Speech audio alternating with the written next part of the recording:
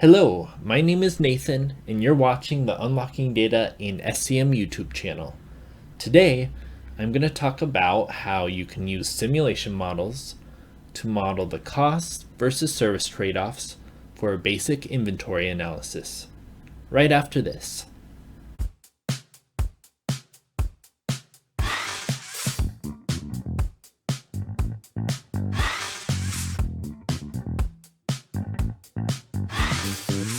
So many supply chain decisions are some strategic balance between cost and some measure of service. When we're doing a basic inventory analysis, we usually use the service measure of cycle service level. So that's the percentage of time that you won't stock out in any given replenishment cycle based on assumptions from historical demand. In this analysis, the measure for cost is holding costs. So the more stuff you have on hand over any given time period, the more costs associated with having that inventory on hand. And the less inventory you have on hand, the lower the cost. The more inventory you have on hand, the higher the cost.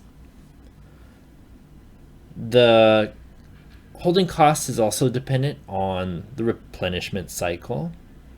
So if you have a lower replenishment cycle, that's going to lower the holding cost. And if you have a higher replenishment cycle, that's going to make the holding costs higher. But when you have a higher replenishment cycle, that usually the inbound transportation costs are lower. So ultimately, when you make decisions regarding how much inventory, what your inventory policies will be, you have to do some strategic balance between the ordering and transportation costs as well as the inventory costs. The holding cost depends on the particular product and the specific conditions in the warehouses in the supply chain, but usually holding cost is on the order of 20% to 30% of the inventory value on hand over the course of a year. In this view, we have all of our SKUs listed, including the cycle stock for this scenario. So that would be the average reorder quantity over the replenishment cycle.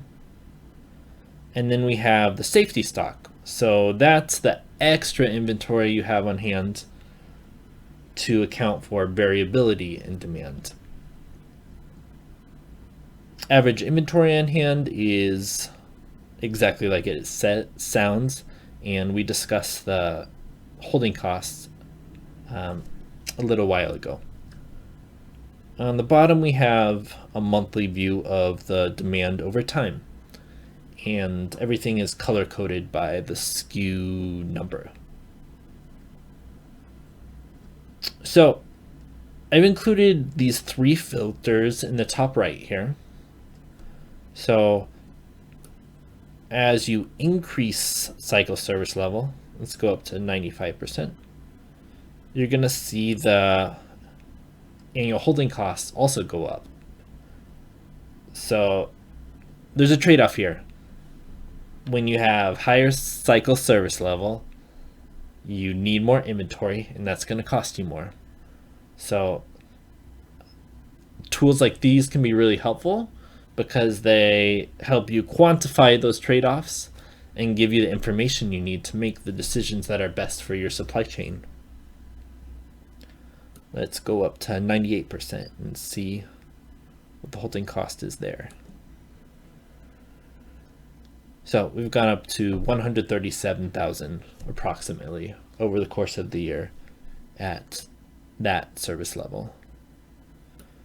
And if we go up to the highest one I have on this dashboard, 99.9%, then that's going to bring your holding costs up to about 160,000 per year. one qualifier for this type of analysis: I haven't included any variability in lead time, replenishment lead time in this. So right now we have a replenishment cycle of 14 days. But if there's any variability in that replenishment cycle, maybe sometimes it's 10 days, sometimes it's 16 days, that's going to add more uncertainty to the inventory situation. And that's going to increase the amount of inventory you need on hand to achieve any given cycle service level, which will increase your holding costs. So this assumes zero variability in lead time, but in reality, you probably have to account for the expected variability in lead time over the replenishment cycle. So in summary, that's how you can use simulation models and Tableau dashboards to evaluate the cost versus service trade-offs for a basic inventory analysis. I'm gonna include a link to this dashboard in the description. And if you like this video, make sure to like it and subscribe to the channel. And last but not least, if you have a question related to logistics modeling or any supply chain data visualization topic, make sure to leave a comment and I'll get back to you. Goodbye.